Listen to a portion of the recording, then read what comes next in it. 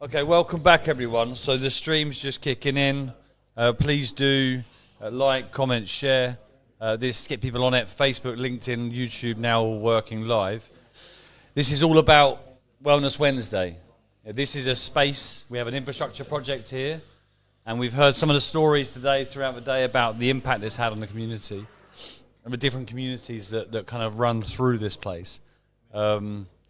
Wellness Wednesday is the idea is that we can give our community, our citizens, a budget of £250 a week for the duration of the year, where they can choose how to best spend that in a way that the citizens need it.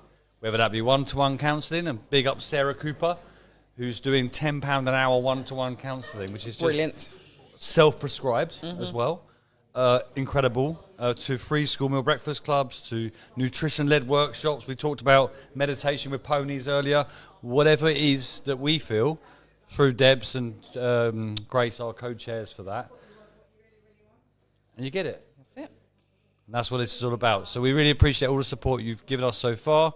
I know it's hard in January for everyone, financially, but it means a lot, and you can feel that in this room right now. So appreciate everyone who's been here from midnight, which feels like a long time ago now, through the crazy hours into where we are today. So we're on the last stretch, but I'm taking one at a time. Wow, incredible. That's amazing. Well done. And big up Stay Nimble, who are match funding it up to £3. So every pound you give is matched by Stay Nimble. So big up Stay Nimble for doing that. I introduce you as the godfather of St. Neots. Something I've got a habit of doing. But I mean that because when we have any of these conversations about community and the role of business in that, and we've got quite a few conversations over the next few hours about business leaders talking about their role in the conversation about well-being and wellness. Whenever I think of a business in St. Neots who's community first in the way that they operate and that they care and they put themselves out there where they can, that's Premier Plus. You see your brand absolutely everywhere, but that starts with you and your team and your community that you've built within your business, and the way that you truly embrace your role as a leading anchor institution, as a business in our society in St. Neots. So I joke I call you the godfather of St. Neots sort of all the time, but I mean it. In the early days of my business career here, I'd often come to see you. We talk. You give great advice. You listen. You hold space for people. You're a good man, and I wanted you to know that before we talk about anything else. Crucify me. Before we absolutely crucify you. No, we won't be doing any of that today. We won't be doing it. It's lovely to have you on, and what we can always expect from Kev is honesty and open, like just candid support. This word elder, we're going to identify elders in the St. Neots. I think there's an Elders Awards or some kind of thing around this about recognising. There's a lot of conversation about trusted adults in the UK right now. I think elders is probably more important than that. And Kev, you are an elder of St. Neots, and I think that's absolute compliment. Absolutely is. Thank you. So for those who don't know who Kevin Hull is, I mean, if you just literally got here yesterday, who is Kevin Hull? How would you describe yourself as a man? We were just chatting. We were just chatting about that, yes. And how you become defined by your business rather than the other way around. So who am I? Well, I'm not really anything at all, am I? I'm just I came to this town in 1970 along with a whole load of other people from London. My dad decided he didn't want me playing with youngsters from London, so we came up here and played with the youngsters from London up here because we all moved up at the same time. Winchenham, Mark 1. Yeah. I ended up going to Long Sands. We didn't have a great relationship.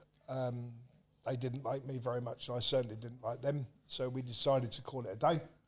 And then I started working in town and ended up working for the Pearl Assurance. I don't know if anybody remembers the Pearl Assurance. We used to go collecting the money and that sort of thing. Oh, I bet you'd be good at that. Oh, well, I was 21. Oh, yeah. And my area was Eton Soken and Hal Weston and Kim Bolton. And there are some... Do you want a funny story? Yeah, I'll go for it. This is true.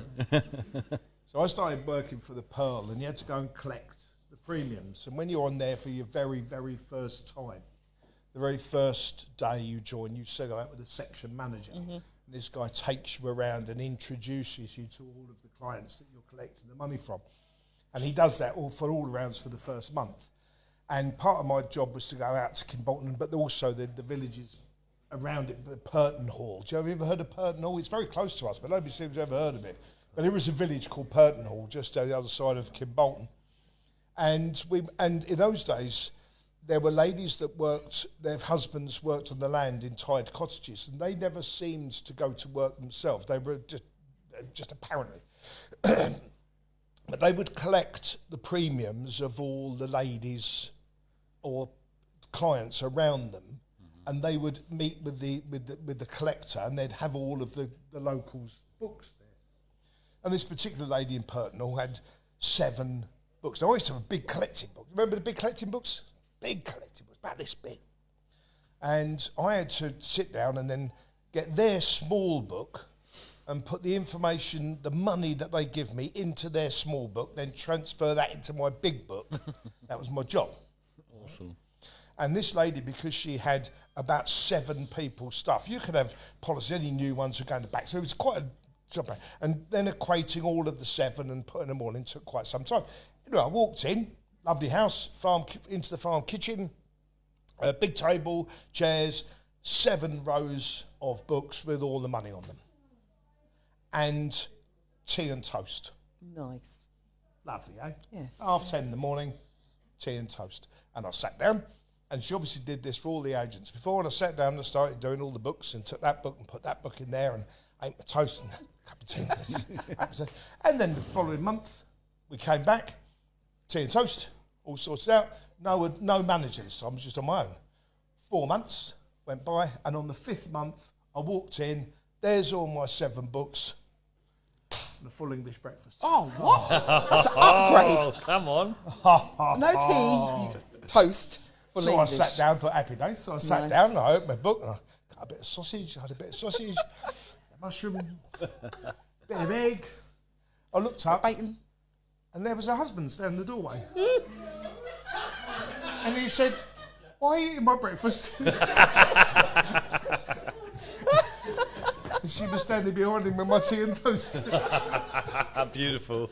Oh, no. So much time. So as you can imagine, they didn't remain clients very long. No. Anyway, sorry. No, So then I ended up with them, and as we went through the careers, and I was 35, I'd ended up in St Neots. There'd been a couple of closes. Ended up in St Neots in a partnership with a guy called Keith Willett in Policy Plus. I don't know, but these relations don't work very well because me and him didn't get on very well, and then we fell out, and I started on my own, and that was back in 1997. Wow. You got a big birthday coming up. Yeah, Next year then. Yeah, and so that's who we are, and the business has gone from strength to strength, as you know. Yeah. But now you get defined by what the business is rather than that. Yeah, it's interesting, isn't it? Because because it's you we're interested in, because it's you that drives that behind the signal. And I know that you are a driving force. You are I've seen you in action as a client, as a friend. I see you in action. You are a driving force within that business. But what you've heard already, even from those stories, is that desire to want to do things your way and not compromising by the way other people have done their business or conducted their business, perhaps. Yeah, I mean, it doesn't mean to say other people are wrong. It certainly doesn't mean to say I'm right, but it just means to say if you're going to have something, you've got to have the conviction of your purpose. Your way, that's right. No, I believe that's why you've done. You've done this brilliantly as well, Alex. Haven't you? You had a vision, and you've had just setting this up. You've had an awful lot of knockbacks. Oh God! You've had to restart. But it's that determination and that drive that makes sure you do it. And every time you do it, you become stronger and stronger and stronger, don't you? Yeah. And not only you get stronger because you're learning all the time, but also, what you've built gets stronger. Exactly. And the more it goes right, you start thinking, hold on, I might have something here. So and you know what? Sometimes it's fine to say, you know what, I'm right, and you can't see it yet. That's fine. Yeah. That's fine. You don't know. You were ahead of your time. That's fine. Yeah. Someone got me a mug a few years ago. It said, I'd agree with you, but then we'd both be wrong. But you say about this thing community-wise. I mean, the business is good. Don't get me wrong, the business is great. I love it. It supports me, a lovely lifestyle and everything else. But I wouldn't have it if it wasn't for the people at St Neots. It's only because the community have supported the business that I've been able to grow the business. So it's only right that you, in whatever small way you possibly can, you give back to that community. And that's why you sustain. This is the thread that runs through on the business conversation today. We had... it was most prominent with Menel this morning from Welch Bakes, down the Mews. It was community first. It was, try a little. He started it with a spreadsheet upstairs, pitching me about, this and that. And then he was trying it a little bit on the market, build a bit of community, build a bit of a following, build your brand, Mews, bosh, go. But you've done that over a sustained period of time. We were celebrating 3 years earlier. You're going to be 30. There was 28, so it's 28 years next month. Wow. 28 years. So you'll be 30 next year. That's incredible, mate. Honestly, that's like... We're celebrating all the milestones today. Yeah, we've got a lot of milestones. And I hope we're celebrating a milestone tomorrow. I just said 28, 29, isn't it? It's already 28. Yeah, 29. I can't add up my special financial advisor. Can you keep it's a good job we got... Take that bit out. It's good. It's 29 years. It's a good job we got a good team, isn't it, mate? 28 years down. Yeah, right now. Right now. So 30 years into the future for the community, for your family, your employees. What does St Neots look like if we continue to be a success as a business community? What's the health and status of St Neots 30 years from now? What would I like it to be, you mean? Or well, you've got that perspective. You did it 30 years. You started the business 30 years ago here. Do you know what? In all honesty, it's actually not that much of a different place. Okay, interesting. I mean, we make this big song and dance about technical change and political change and all the things we couldn't do. I don't know, mate. How many people have Googled today? 30 years ago, but we all just Google at the top of our hat, don't we? But fundamentally, it's about family, it's about friends, it's about making sure you're putting food on the table, making sure you're being as good a person as you possibly can. And I think the fundamentals, they're the fundamentals of any community. And you can't, no technology in the world's going to change any of those. I don't care how good AI is. It won't change those things.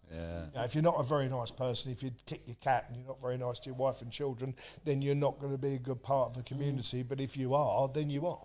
Yeah, karma comes around. I've got a question about wellbeing, because it's Wellbeing Wednesday, right, that we're raising funds for. And as a business owner for that 28 years now, well done. business, how have you seen that conversation evolve in your business? Because I haven't been in business for that long, but I certainly know that the wellbeing conversation has expanded somewhat in the past 10 years, let alone the past 30 years. We didn't exist. Yeah. No, it just didn't exist. And I think there was still somebody said to me, I didn't say it to me until I saw it on Facebook. I've seen it a number of times, but I think it made it more prominent today. Something about I was 62, I was born in 62, so I was 8 in 70. So I remember an awful lot about 1970. And yet, we're as far from 1970 as 1916, halfway through the First World War, is today. Yeah. Wow, that's interesting. And that, I think they were still living in those times massively from this stiff upper lip. Yeah. Weren't they? And there was a tremendous amount of mental unhealthy. Yeah, absolutely. I think, unfortunately, it was taken out in wife beating. It was taken out with drinking and addiction, and fighting and all sorts of things, which wasn't good for society. It wasn't good for people in general. But I think it existed then. We just didn't recognise it. That's right. The biggest thing for me now is I've got 5 of my employees that weren't born when the business started. Yeah. That's awesome. I love that. That's great. That's got to be a good signal, right? And that's really weird. Yeah. Because you're having conversations with them and they have a... Okay, be careful. Yeah, be very careful. They have a differing drive, a differing attitude towards how things should be, a differing way that we should see them, which I think an awful lot of it is quite enlightening, terrifying. Yeah. But it's also quite enlightening. Their confidence, in their status, and the fact that they know what they want, what they're being asked to do, and what they shouldn't be asked to. I mean, I started off literally 30 yards across there was my first. You telling me about that? Because what was it's now a coffee shop, but was the Edinburgh Woolen Mill, was Hepworth's. Do you remember Hepworth's? Anybody remember Hepworth's? It was equivalent of Burton's. Right, okay. And I was bullied in there. I mean, they were abusive, physically abusive, but really? also, Wow. But it was what it was. I didn't dare go home and tell my dad, because I know what my dad was. Did you step up for yourself? And of course we didn't, did you? Because you didn't dare. Yeah. But you didn't dare do anything about it. But you didn't dare go home and say anything, because you knew that there was no empathy from them as well. So you just got on with it. Yeah, I love hearing this perspective. Yeah, because it's at the moment, real. you hear quite a lot now about what's acceptable now and what people expect now, and you don't hear a lot from the OGs who've been doing it for so long, and also have had to ride that transition of change.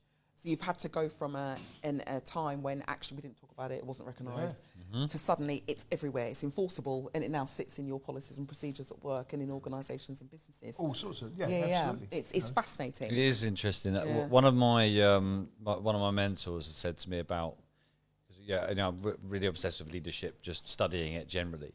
And they said to me, I said, what's the difference between a leader today and a leader, 20, 30 years ago? And he said, the big difference today is a CEO 20, 30 years ago probably wouldn't have been required to have an opinion on something that was anything outside of the bubble of their market that they exist in.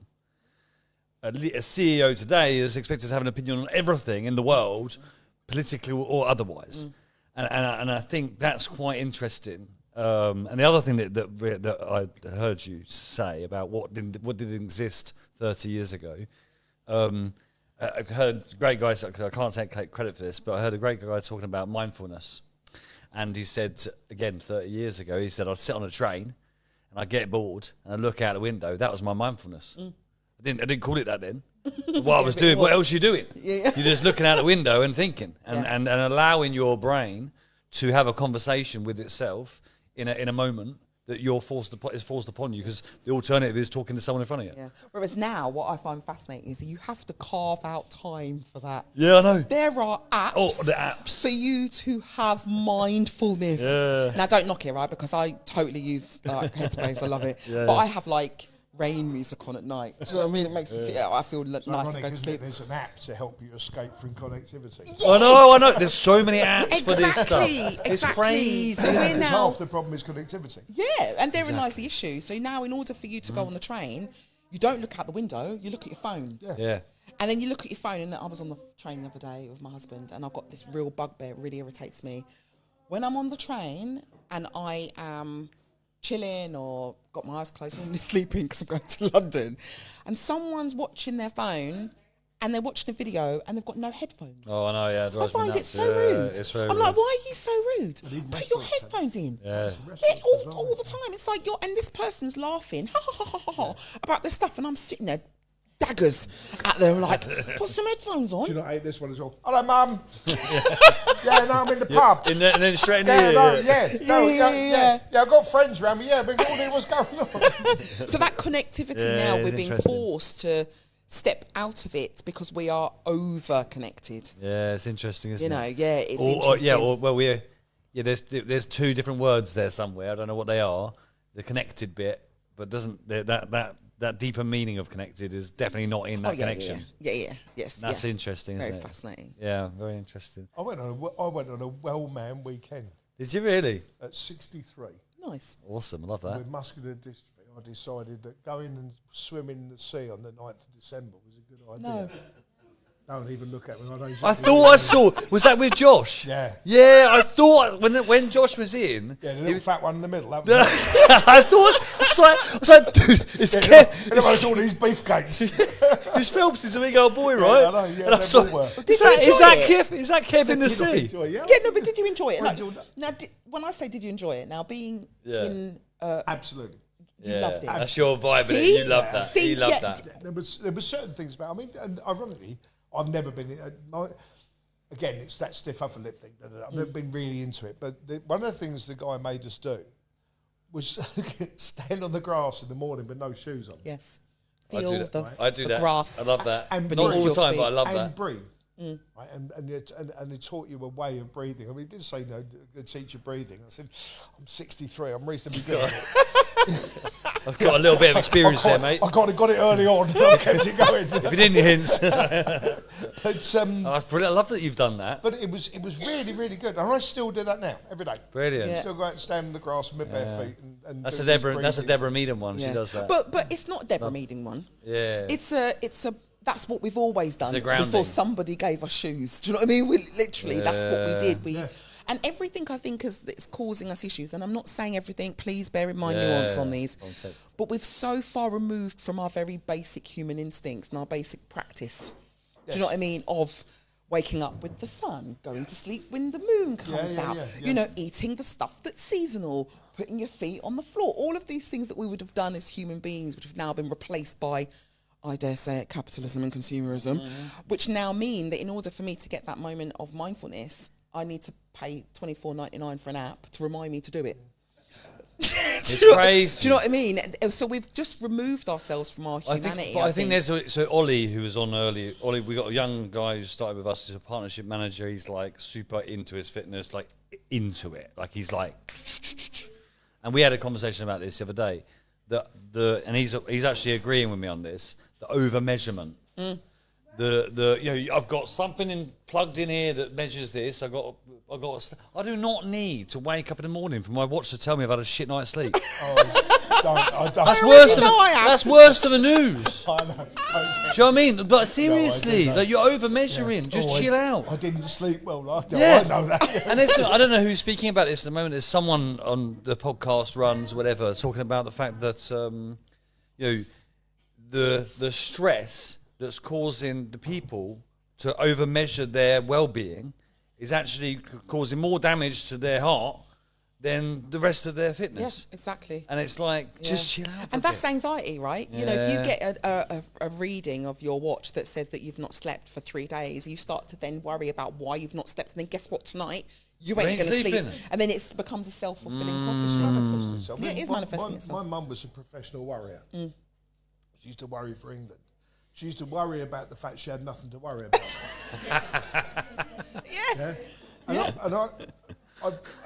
One of the things I learned early on, running a business, one of the things I learned early on is that there is not one problem that's ever been solved in the history of the world that's been solved by worrying about it.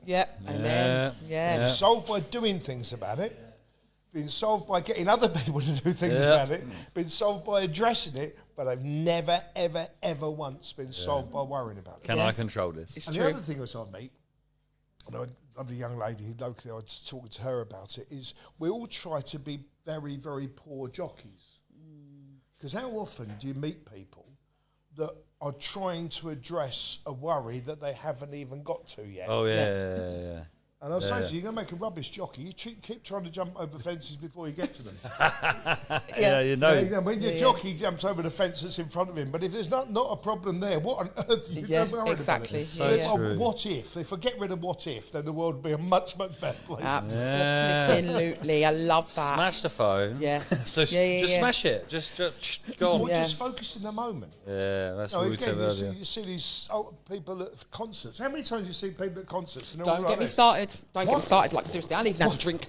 What you do, you're going to stop that and then go home and watch the thing that you were at to watch in the first place. Or worse, you never watch it. Yeah. Do you know what I mean? Just sits on your phone and never watch it. It's ridiculous. It's just and I want to go back archiving. to something you just mentioned, Alex. You have to keep an eye on the time because my time is gone. Yeah. There is, when you talked about, like, you know, the whole jockey situation, and as a leader, as a business owner, as a person, as a family, you know, as a mum, wife, all of these things where life throws things at you, right? Yep.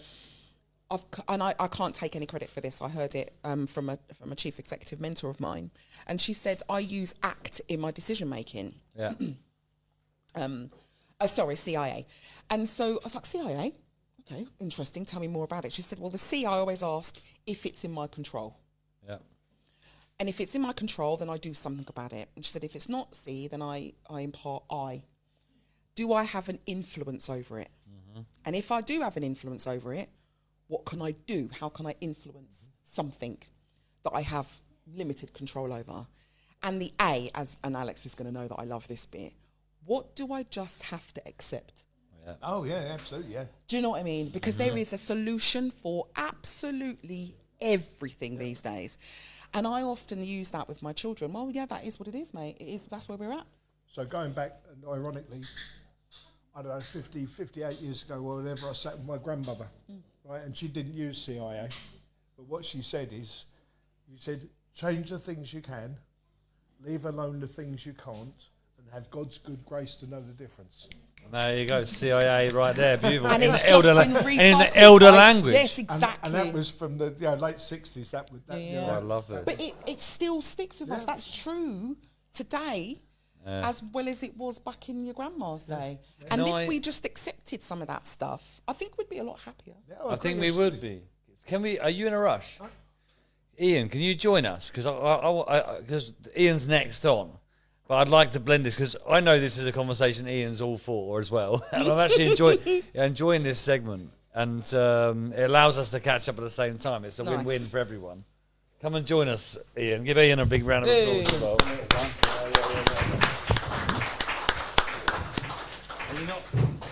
And one rule here, we cut the stream if you mention parking. He's off! Alex, just out of interest, I just parked outside Ian's shop. And I walked down, there were 4 cars in the disabled place and not one badge amongst them. I know. Yeah. Look, it's like if I'm not been told. I'm joking. These little niggles, these little niggles, That's life. Were you resonating with any of this conversation with us? I am, yeah. Bring that over here, Yeah, because I see you nodding in the back, I was like, you got to get on the sofa, man. Yeah, no, I can understand a lot of it.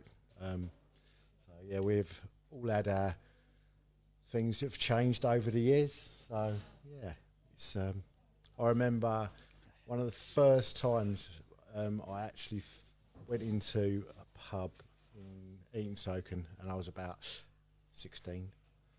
And there was a bloke at the end of the bar, and he had 5 or 6 people around him. He was laughing, joking, life of the soul. And there was another bloke at the end of the bar, stood there like that, and it was such a powerful memory. You might think, I'm like, I want to be like him, not like him.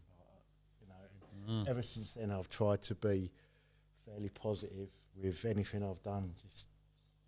And I can almost see the bloke's face now. Yeah, powerful. Core memory. 30 years later, he's and I'm Can't be like that. Yeah. But you do it. You drive. So Ian Bolt. So he's one of the Market Square crew, right? So and Welsh Breaks and Men are the same. We're always bumping into each other. Yeah. There's always a conversation. Always looking out for each other. Sometimes things kick off a little bit, and we have to get together and do some stuff. But you're just always a heartbeat of the Market Square, and you've chosen to build a business, which is always fascinating to me. Your business belongs in a traditional sense next to Screwfix or B&Q, because that's where the trades would go, and therefore you get that natural food. But you chose, with your family, because it's very much a family business, you chose to build that in the heart of a town on a Market Square, which I think is fabulous. Because it's not about convenience for you, because it's not convenient, is it? Not at the moment. It used to be. It used to be. Why is that, Ian? I won't mention this £16 million project. but why? Forgetting that bit, why are you so sentimental? Because you are, I know you're a hard guy. If I was going to ring someone to get rid of a body, you'd probably be the guy I'd call. It's got some flaws. He's got a lot of carpets. And he's strong. See the size of him, mate. A lot of plastic to wrap the body in. Exactly. Look, he's thought about it as well. See, I told you he's the guy. Kev knows. But you are a sentimental guy. You love this community. You choose that. Why did you make those decisions? Why did you make those sacrifices for the community and give so much? I don't know, really. Probably, I like being in the middle of the town. I like seeing the general, what goes on, feeling part of the community, which is why we do quite a bit. But yeah, I just love the feeling of belonging. You know, that's it. The vibe. It's the vibe. You're in the middle of it. I love the town, the people, and I'm a people person. Anyone will tell you that. If somebody was to sit there and try and communicate with me on the internet, I'm like, oh well. If somebody's in front of me, they will always get my attention. Yeah.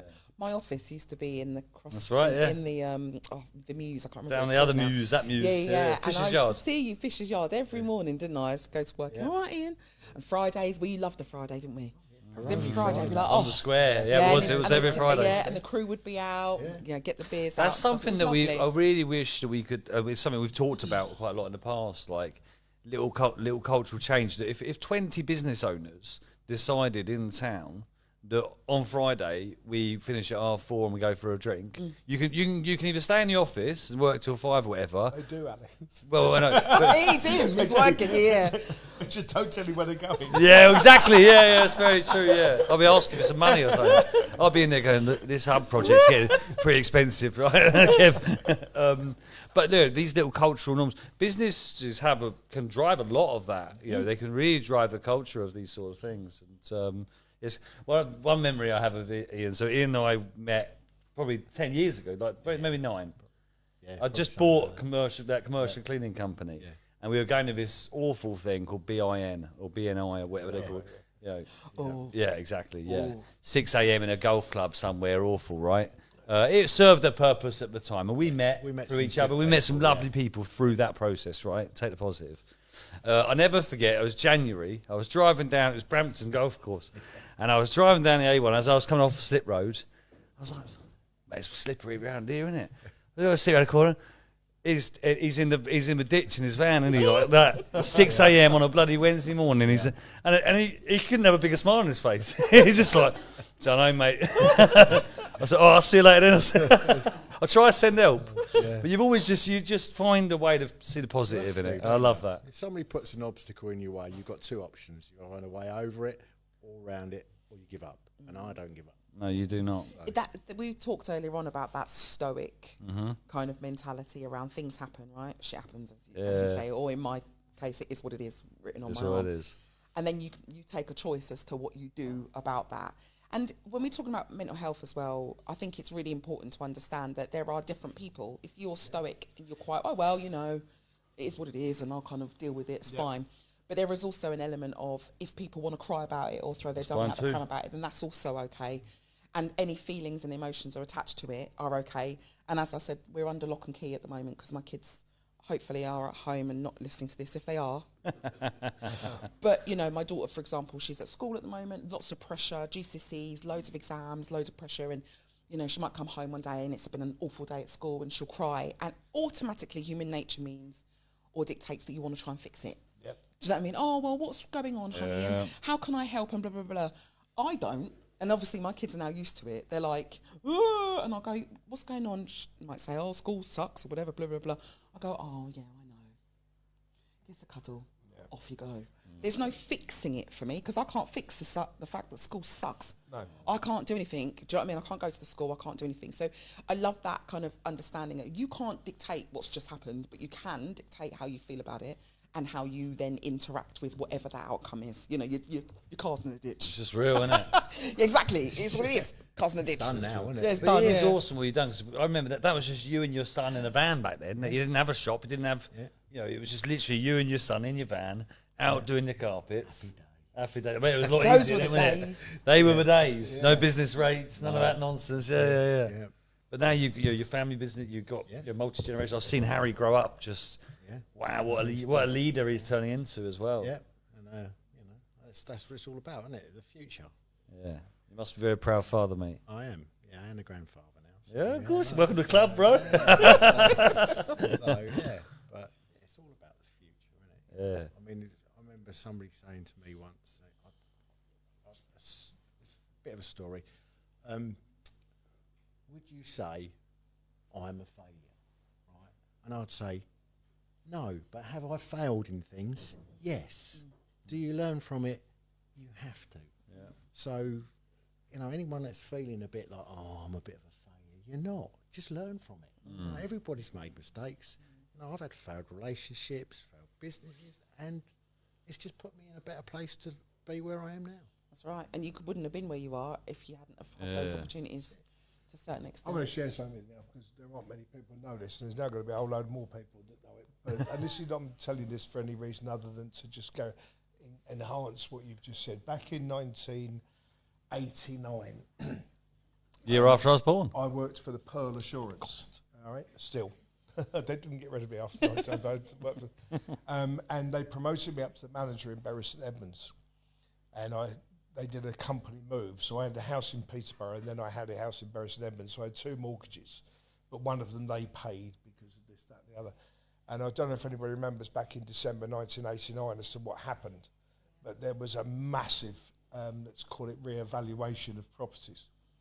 And I bought a property then for £160,000, which became worth 115 overnight. Wow. And I suddenly went into a massive negative equity on 2 properties because I still had responsibility for it. At the same time, my marriage failed, and we lost both of the houses. Wow. And for 8 weeks, I lived in a car. Right. Wow. So on a Monday morning, I would leave my mum, and she would have all my shirts ironed and everything else. So I'd go to work in Ipswich, and I used to park in Ipswich swimming pool car park. Yeah, and I used to get something to eat, and I'd sleep in the car, and then in the morning I'd go into the swimming pool and have a swim and have a shower, get changed in the changing rooms, go to work, back that night into the car park, choose different space every now and then because I liked a different outlook. Of course. And then we'd do that up until Friday, and then at 5 o'clock on Friday I'd go back to St Neots. Mum would wash everything, and then Monday morning it was back to my car park. I did that for 8 weeks until I got myself a little flat over in Ipswich. That's incredible. So technically homeless, as I did, because I went back to my dad's. And they're the sort of things they don't break you, they make you, don't they? You know, it's those sorts of things. Thank you for I've sharing kept that very quiet, but it was a moment in my life that was. I remember thinking back now, this could make or break it. Well, thank you for sharing that. Yeah. That's amazing. That's resilience right there. And, you know, the fact that you had your mum who could go and look after you, it was what mechanisms did you have in place to support you to be able to continue to work? Do you know what I mean? In terms of, you know, and where you could live in your car and you could sleep. And it's not ideal, of course it's not, but you made it work because you had a goal in mind. And for me, that's the epitome of resilience, the epitome of, all right, everything has gone to pot. This is a really bad situation, but what is in my control right now? Who is around me to be able to support me while I do what I need to do on that journey, right? Well, it's either go backwards forever or keep on going, because I wanted to continue, I wanted to be a success. So this was I'd actually achieved quite a you smashed it with a level of... You had 2 houses, mate. A level of success that I was quite proud of, and then to lose it all, to go back to there again. That takes something, man. That takes something. That comes from there. That's deep. And then you go again. Yeah. You know, and have a different opinion on it the second time round. It's very interesting. And then how long is this business going?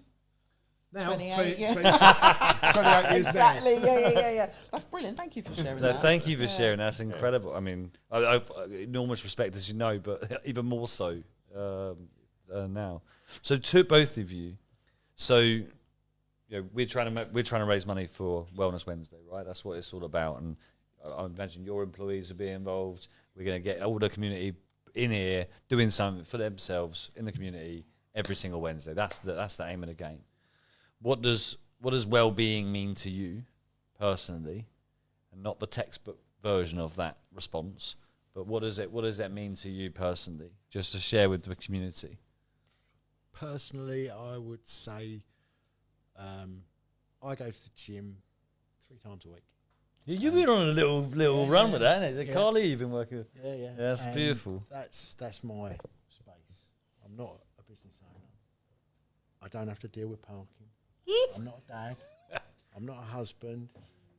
All I can do for that hour and a half is my time. And I think everybody needs just a little bit of time where all the outside kind of noise. It's almost like having a shield. Yeah. Poo shield, love that. Deflects everything, and you can just be you. And Carly beats the shit out of you, does she? in the gym. See, I was polite and said poo. That was it. I was told to be on my best behaviour. We lost Yeah, we're that tired. like Yeah, 6:30 exactly. this morning or something. That's yeah. nice. That's great advice. That's great. That's lovely. A bit of selfishness. Selfishness. to our Yeah, we had a point great earlier. conversation Yeah, with Dominic Gary. Atkinson earlier. If you get a chance to listen to back, it was phenomenal. And Gary. Oh, sorry, Gary. Yes, Dom was good as well. He was very good. About he's kind of taken ownership of the word selfish, and like he's wearing a t-shirt when it was brilliant. He was just saying, no, that's our important. word. Yeah. We have to. Selfish is good. Selfish is a positive thing. Sometimes you got to be selfish. That's a great thing. That's a really selfish thing to do, Ian. Well done. I love that. We're gonna own that. I like that. We like it. You can't help anybody else if you're not in the right place to help someone. That's right. That's right. Love that. Love that. What about you, Kev? What words of wisdom have you? I mean, you've already embarked so much wisdom, but well, I mean, you could talk about it from a community perspective, from an employee, your employees, as a however you feel best to answer. I feel okay. I'm all right. I'm much happier when the people around me, the closest people around me, are well and happy. Yeah. So making sure that's in place. You like obsessing over you, don't you? And like everything around me, everybody's around me to be okay. I don't like it when there's angst. I don't like it when there's argument, and whatever I can do to put that right, even if there's just. Sometimes I think, oh, for God's sake, just go up the Perry. You know, it really is. That's my happy place when those around me are comfortable, because it means I can relax. Yeah. So peace, protecting. He's a peacemaker. Your well-being, and I'm also okay. So I'm happy with me. your grass and feet. I'm not grass. Oh, sorry, I mean. I still can't. I'm so happy you did. Honestly, I'm so happy you've done that. Honestly, I should have mentioned it to Josh earlier, because I did see. I thought, is that very Kev? interesting stuff. Is that Kevin amongst that? Yeah. Like you were doing like all sorts in that. It's space. a very interesting stuff. Did you see when they're chucking the ice cold water over me? Well, the Wim Hof methods, Well, they had a bucket there. It was a plastic bucket, and I just knew if I got the bucket, it would have just collapsed on the floor, and it would have just ended very unappealingly. So I said, right, just get the ice water and throw it over me. Oh God! Honestly, I was hoping they were going to end before they did, but they they followed through with it. Yeah. Well, I appreciate you guys coming to share some space with us and share some stories and everything you do for the town. Honestly, I said it earlier, but I mean it. Like as friends, as allies, however we want to describe ourselves. You are appreciated, both of you. And likewise, Alex, for the total respect for what you put on here. And I know everybody, none of these people here would be here if it hadn't been for your drive and your enthusiasm and your focus in making this happen. So from my point of view, well done to you, mate. I appreciate it, brother. No, thank you very much. Thank you. Right,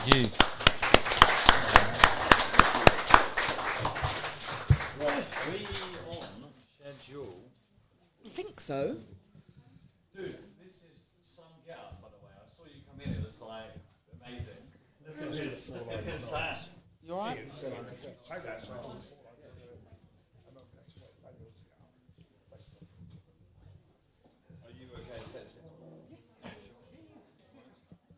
Sorry, Dan. I'm going to try and...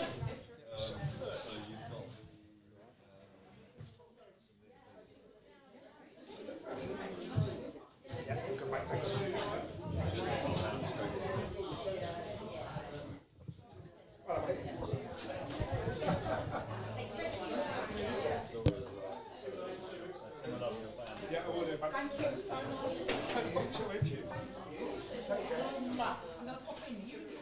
I am, I'm in there now, yeah. Please look, lovely to see you.